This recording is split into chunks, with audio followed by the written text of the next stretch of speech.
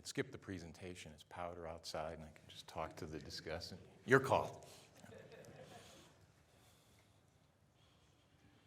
Good?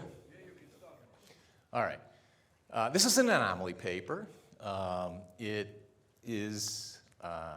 creates a signal called the credit score, which is the residual from a lasso regression involving what I call creating peer-implied norms. The peer-implied norms come from these earnings calls and word counts in them.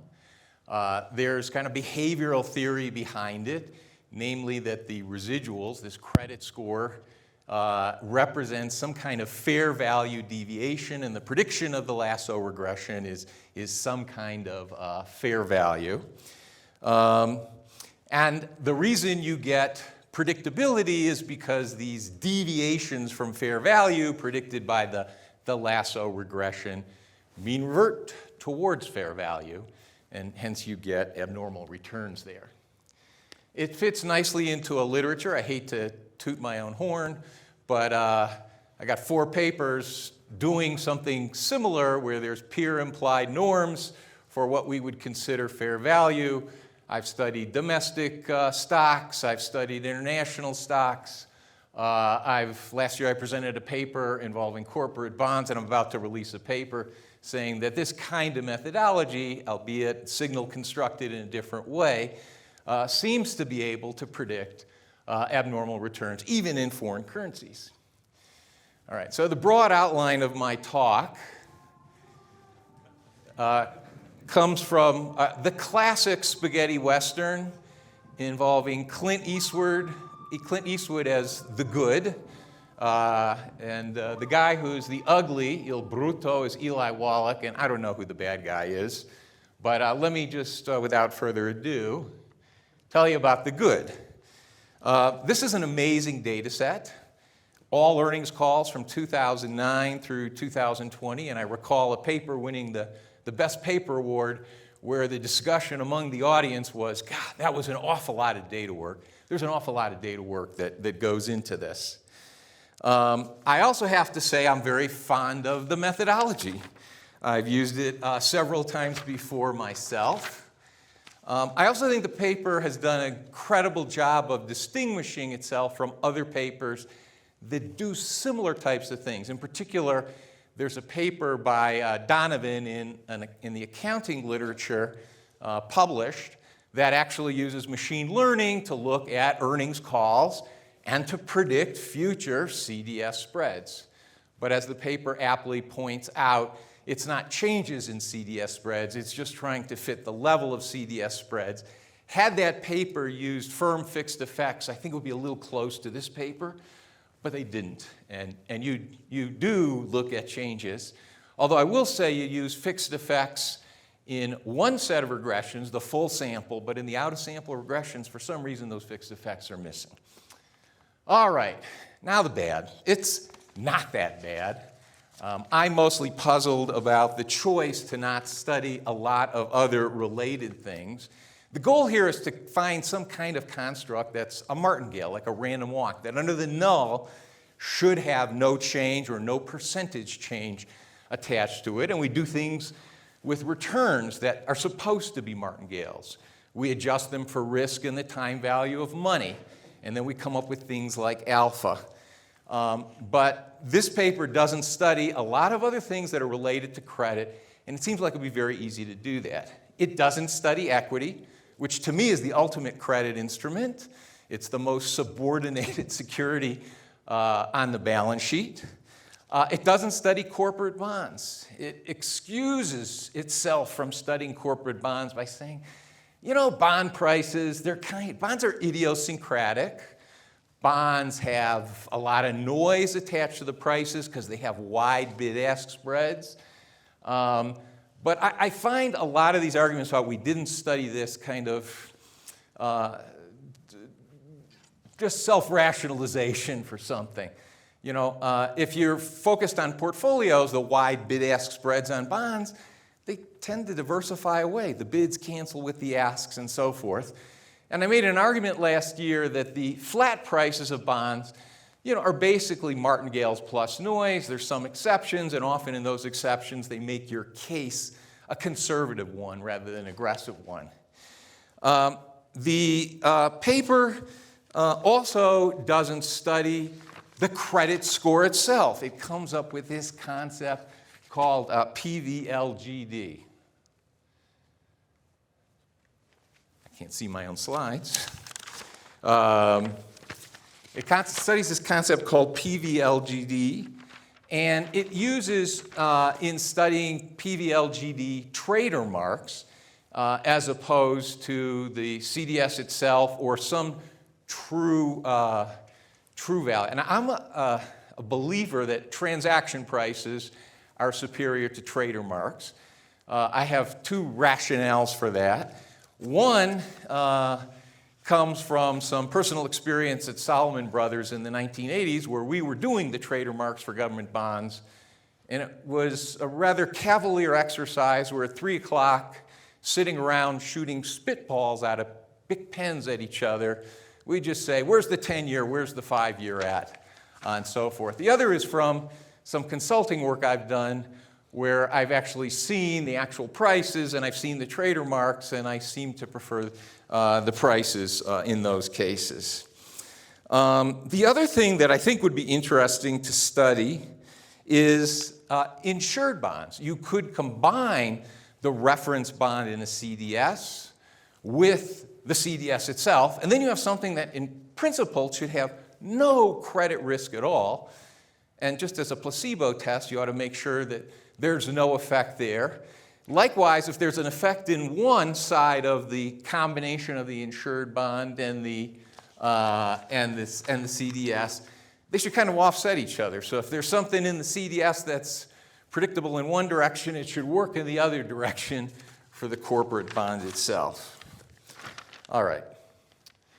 I skipped something. Now, a little bit bad here is the controls here. So what we have, the fundamental thing is a regression that involves the change in some metric related to present value, this PVLGD against a bunch of controls. And this vector that they call a vector of factors, X. I am maybe of the old Ross school where I think of factors as a portfolio return that's highly correlated with some underlying latent factor. I'd like to see the X contain some, portfolio returns just like we have the market portfolio when we study the performance of mutual fund managers. And then there's the statistics here. And I could be wrong on some of these points, and maybe the authors will correct me later on. But I first did an event study in 1984, and one of my primary concerns was what we call clustering in calendar time. So last week we had the earnings reports of IBM, AMD, Meta, Alphabet, all within 2 or 3 days of one another. And you have to be very conscious that if you're looking at 12-month ahead returns or changes in PVLGD, those things are going to be correlated, and I'm not sure exactly how that issue of correlation was addressed. Similarly related is the fact that when you've got rolling regressions and you're looking again at 12-month changes, those 12-month changes, if you roll forward a month, overlap. And I didn't see anything like a Jagadish and Titman correction or Hansen and Hodrick adjustment for these test statistics.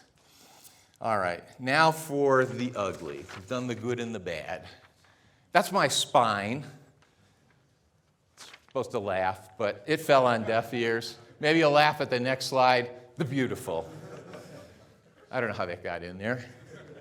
All right, so what's ugly here are, to me, is this choice of PVLGD, and I want to just describe it in more detail and what it means and where it comes from. So I've got a binomial diagram here of a CDS. A CDS has a present value of 0. It's a fair swap of one stream of cash flows for another. Here they're stochastic. The red bottom half of this represents default. And it's a terminal state, absorbing state. You end up in their model getting $60 as your insurance payoff per 100 of face value in default. And of course, you can only default once, but you may climb the top half, this black part of the, I don't know if you're seeing that, but I can't. The top half where there's no default. The default occurs with risk-neutral probability H, the no default 1 minus H, and if you multiply all these things together, you should get 0 when you add it up. Of course, that means that the top half payoffs, which are when the firm is still alive during the tenor or maturity of the CDS, put a minus sign in front of that, has to match the present value of the bottom. And what they're doing is calculating the present value of the top half, or equivalently the present value of the bottom half, by setting the two equal to each other with this equation on top of the right side diagram. And setting the two equal gives you this risk-neutral probability, and from that you can either compute PVLGD from the left-hand side or PVLGD from the right-hand side. Now, the argument for PVLGD over some true present value, which you could calculate with more sophisticated models, and I'll talk about those in a short while, is some kind of convexity argument about why you want to look at prices as opposed to yields.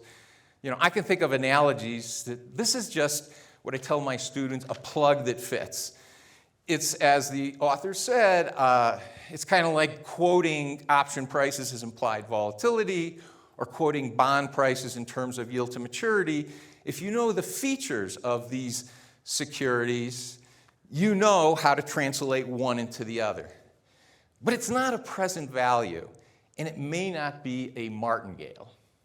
So what's predictable about PVLGD, whereas true present values adjusted for risk and the time value of money properly, what's about that isn't necessarily going to make it a martingale? So one thing is that they're looking at changes in 5-year PVLGD. Instead of saying we've got a set of terms, we've got an insurance premium C right now, and then say a month later the insurance premium changed, they're going to discount that if they go, you go a year later, they're going to discount that at the new terms for the CDS, the new C, the new premium on the insurance policy, and the implied risk-neutral probability that generates. But they discount it for 5 years rather than 4 years. When I think about a return, I think about a 5-year security becoming a 4-year security, not a 5-year becoming a 5-year. They also don't look at percentage changes. Am I out of time? 1 minute. They also look they don't look at percentage changes, they look at arithmetic changes. And my sense is that this construct, it's very useful if there are short changes in time. We can look at derivatives, which are linearizing things. But the convexity here makes the change that they're trying to forecast in the main body of the paper a 6-month change in PVLGD, a 12-month change in the PVLGD, and a robustness checks in an online appendix 6-month, something that probably is predictable. There's a lot of heterogeneity out there. Different firms have different recovery rates. ISDA says you use, in quoting this PVLGD concept, that your reference bond has a value in default of 40. But that's not true in reality, and that's not what gives you values in CDS. There's heterogeneity there in those recovery values. If you look at the risk-neutral probability, maturity affects where that's going to be, and you could actually infer some of that from different maturity CDSs. So could I come up with a concrete example that shows that these things are predictable because it really isn't a present value? You know, with Jensen's inequality, I've learned you can prove virtually anything. So I think you should rethink the concept of this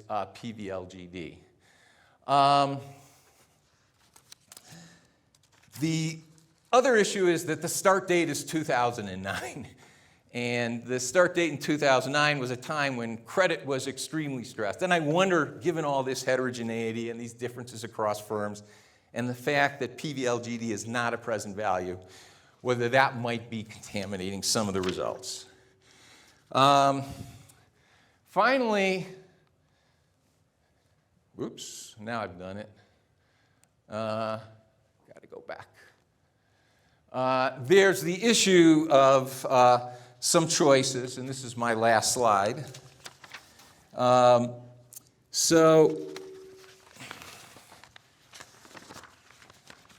Excuse me. We have a lesson from one of our peers here. And what he says is if you have a value metric and you don't have perfect risk controls, that value metric is going to proxy for those risk controls. So there's a lot of controls that aren't in there. When we think about what happens in an earnings call, it's not just the words that are out there, it's the accounting information that's released. And within a day or two, or sometimes a week later, or sometimes a month later, these analysts are going out and issuing their own reports. So what may be making these PV/LGDs change over the next 12 months is something the analysts are writing. Back in 2009, 2010, nobody had this technology to look at the words and really call this an efficient markets anomaly based on this. The analysts were doing the interpretation. And I do think you need more adequate risk controls. So with that, I don't want to hold up a powder day. I have a bunch of suggestions that I'll leave for the author, but I'll just show them to you as final credits. Thank you.